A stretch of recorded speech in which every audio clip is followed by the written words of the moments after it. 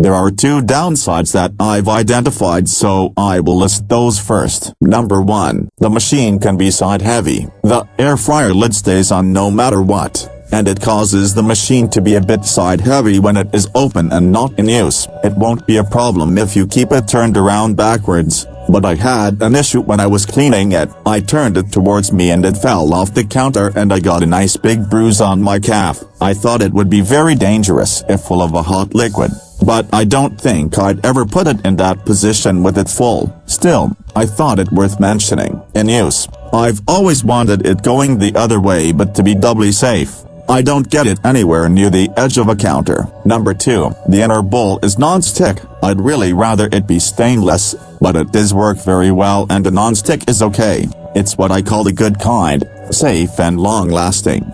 This really does do everything. I pressure cooked some pork loins in it, drained them after cooking, added some sauce and used the air fryer top. Oh, it put a perfect sticky sweet sauce on those loins. The whole thing cleaned up in less than 3 minutes too when it was time to wash up. I've used it to steam buns with too. It comes with a steamer pan that you can put the buns in, and just a bit of water in the bottom of the pan. It sears, it steams, it slow cooks. It really does almost everything I need done. The controls are easier for me to use than the Instant Pot. I have both and will probably get rid of my smaller Instant Pot. It doesn't take the place of the extra large one though because of sheer volume and canning. It comes with a cheat sheet that had me cooking once I got it washed up. It also has a very nicely done cookbook with it. I gave my big boss to my dad and my crock-pot multi-cooker to my sister. I will also be getting rid of my regular-sized Instant Pot,